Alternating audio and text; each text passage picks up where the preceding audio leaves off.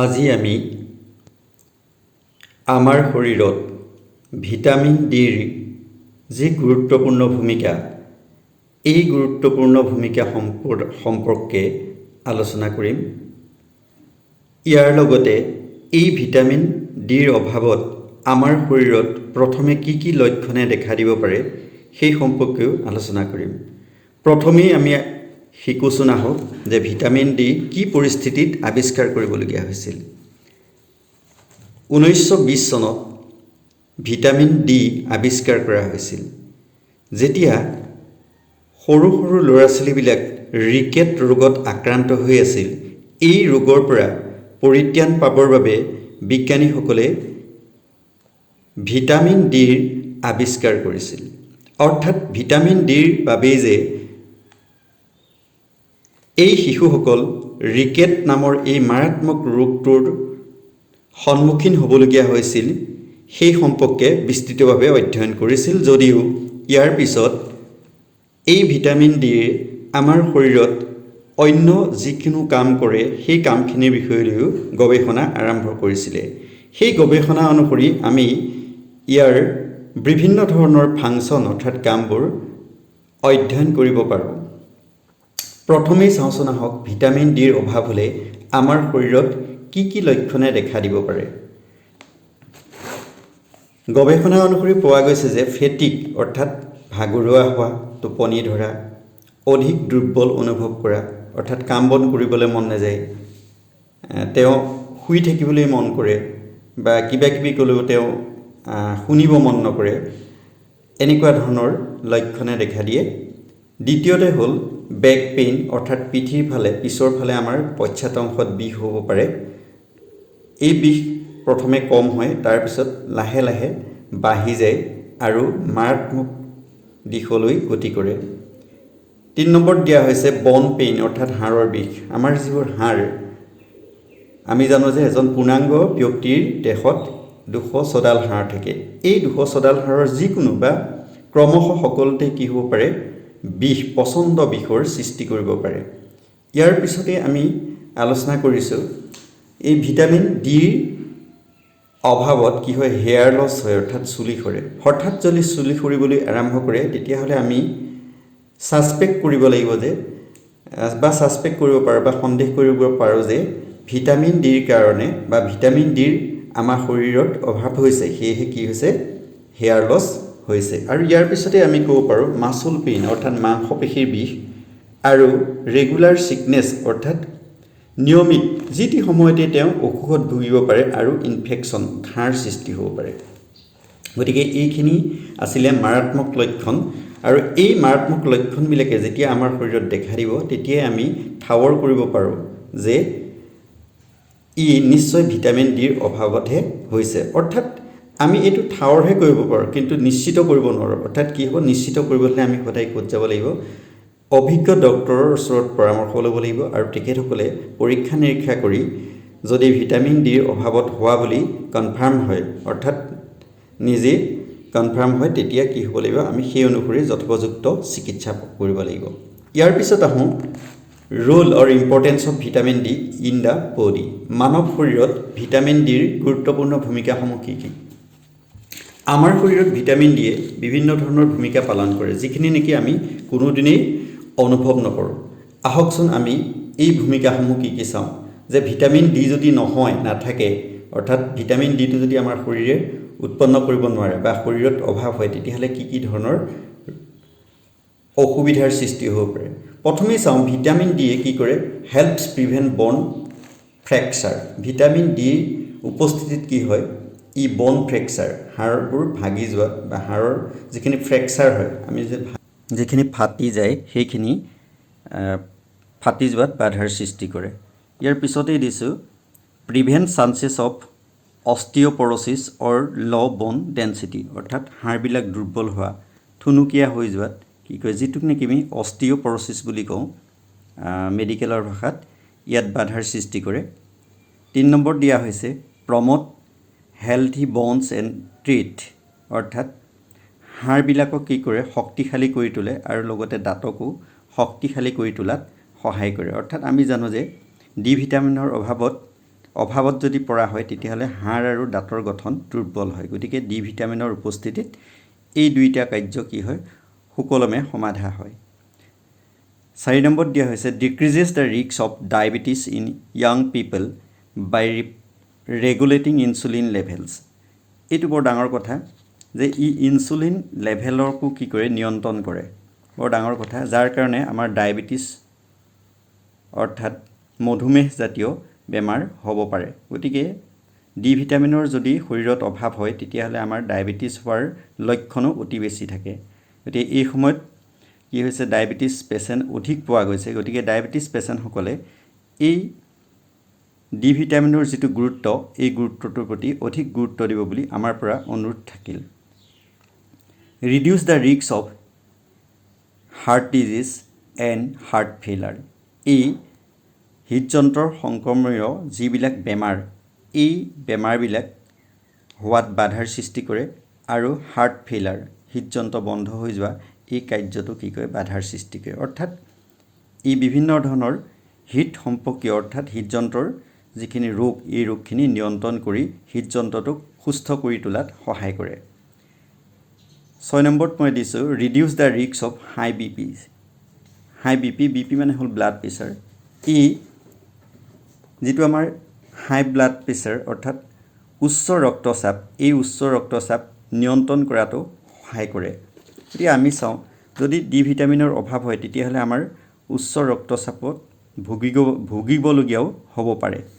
সেয়েহে আমি তৎক্ষণতে কি কৰিব লাগে চিকিৎসকৰ যথোপযুক্ত পৰামৰ্শ ল'ব লাগে আৰু উপযুক্ত পৰীক্ষা নিৰীক্ষাৰ পিছত আমি চিকিৎসা কৰিব লাগে। ডাইৰেক্টলি আমি বিপি বা ব্লাড প্ৰেছাৰৰ টেবলেটটো খাই দিব নালাগে, এইটো আমাৰ বৰ ডাঙৰ কথা। ডাইৰেক্টলি আমি ইনচুলিন বেজী এটা ল'ব নালাগে বা চুগাৰৰ যিখিনি দৰৱ এই দৰৱখিনিও খাব নালাগে।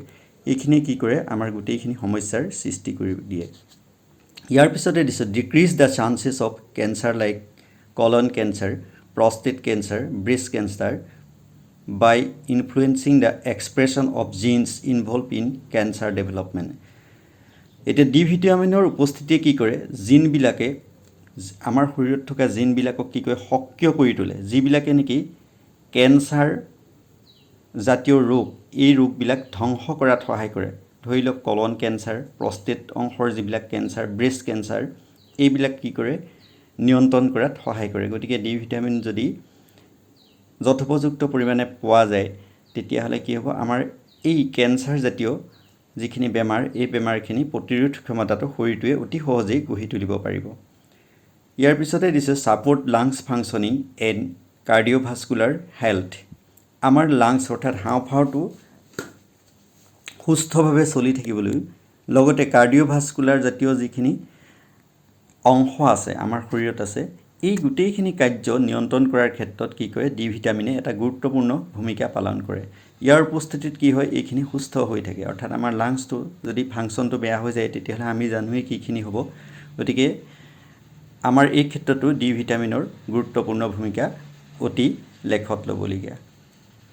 10 নম্বৰ দিছোঁ support immune brain and nervous system.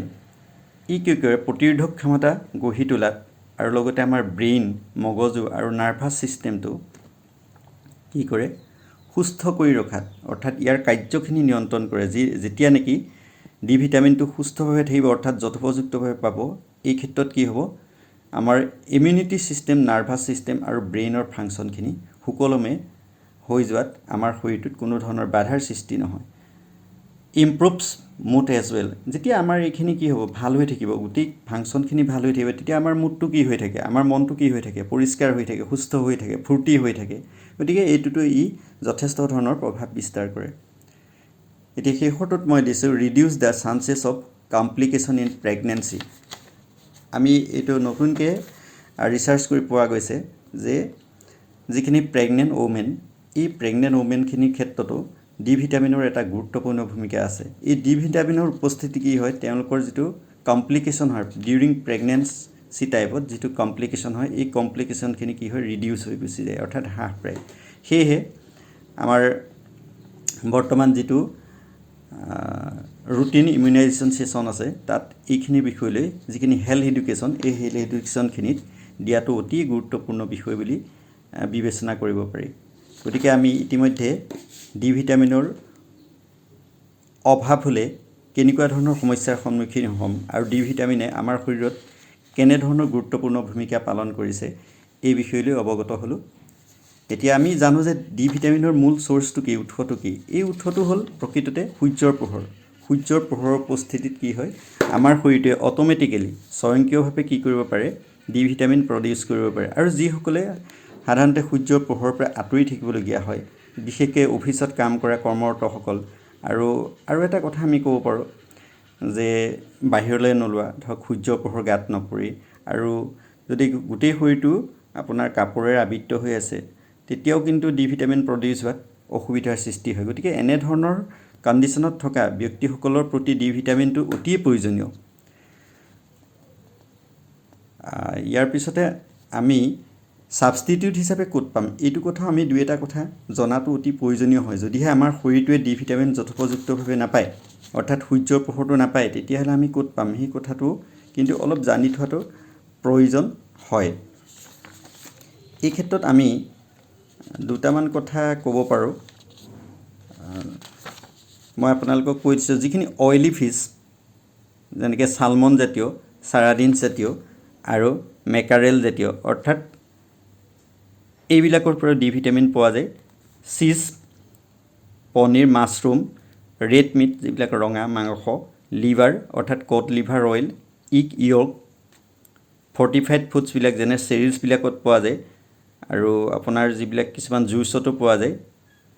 আৰু বৰ্তমান UV লেম্প ব্যৱহাৰ কৰিও কি হয়, আমাৰ ডি ভিটামিনটো শৰীৰত আৰ্টিফিচিয়েলি আপোনালোকে প্ৰডিউচ কৰাত সহায় কৰিব পাৰে, মানে এইটো পাব পাৰে, শৰীৰটোৱে গ্ৰহণ কৰিব পাৰে। গতিকে এনেধৰণৰ যদি কামখিনি কৰা হয়, তেতিয়াহ'লে আপোনালোকে ডি ভিটামিন পাব। আৰু বৰ্তমানটো ডি ভিটামিনৰ যিটো টেবলেট, এই টেবলেটটো কেলছিয়ামৰ লগতো এড কৰি দিয়া হৈছে। গতিকে এইখিনি ক্ষেত্ৰত আপোনালোকে গুৰুত্ব দিব। আৰু ইয়াতে এটা কথা আছে যে ৰিকুৱাৰমেণ্ট অফ ডি ভিটামিনটো কিমান পৰিমাণৰ খাব লাগিব, এই বিষয়লৈ মই পৰৱৰ্তী ভিডিঅ'ত আপোনালোকক সবিশেষ ক'ম। যে আমি যদি পাওঁ ডি ভিটামিনখিনি যদি বেছিকৈ খাই দিওঁ, তেতিয়াও কিন্তু আমাৰ যথেষ্ট বেমাৰ সৃষ্টি কৰে। তেতিয়া কিন্তু আমাৰ বহুত ডাঙৰ কথা হৈ যাব। অৰ্থাৎ মই ইয়াৰ দুটামান বেমাৰ কৈ দিছোঁ আপোনালোকক। হাইপাৰ কেলচিমিয়া, এই হাইপাৰ কেলচিমিয়া জাতীয় যদি বেমাৰ সৃষ্টি কৰে, তেতিয়াহ'লে ডি ভিটামিনটোৱে আমাৰ শৰীৰত উপকাৰতকৈ কি কৰিব, অপকাৰহে সৃষ্টি কৰিব। সেয়েহে আমি কেনে পৰ্যায়ত ডি ভিটামিন সেৱন কৰিব লাগিব, তাক আমি জনাটো অতি গুৰুত্বপূৰ্ণ বিষয়। এই বেমাৰটোত আমাৰ this can weaken the bones and damage the kidneys and heart if someone taking too many vitamin D supplement over a long period of time. অৰ্থাৎ বহুদিন যদি কোনো পৰীক্ষা নিৰীক্ষা নকৰাকৈ ডি ভিটামিন খাই থাকে, তেতিয়াহ'লে কি কৰিব পাৰে, আমাৰ যিবিলাক হাড়, এই হাড়বিলাক দুৰ্বল কৰি পেলাব, আৰু লগতে কিডনীটো আৰু আমাৰ হৃদযন্ত্ৰটো, হাৰ্টটো কি কৰিব, ডেমেজ কৰি পেলাব। গতিকে এই ক্ষেত্ৰত আমি অধিক সাৱধানতা অৱলম্বন কৰাটো অতি প্ৰয়োজনীয়, যাতে এনেকুৱা ধৰণৰ ভয়ংকৰ বেমাৰবিলাক সৃষ্টি কৰিব নোৱাৰে। অৰ্থাৎ too much is everything is bad. আমি যদি বেছিকৈ যিকোনো বস্তু খাওঁ, সকলোখিনিয়ে বেয়া। গতিকে ইয়াকো এটা নিৰ্দিষ্ট জোখতহে আমি খোৱাটো অতি প্ৰয়োজনীয়। এইখিনিতে আপোনালোকক মই আৰু এটা কথা ক'ব বিচাৰিছোঁ। It's help, that means vitamin D helps regulate the amount of calcium and phosphate in the body. ই কি কৰে, আমাৰ শৰীৰত কেলছিয়াম আৰু ফছফেটটো নিয়ন্ত্ৰণ কৰি ৰাখে, আৰু যি নেকি আমাৰ হাড় আৰু দাঁতৰ গঠন, লগতে মাচুলবিলাকৰ গঠনটো নিয়ন্ত্ৰণ কৰাত সহায় কৰে।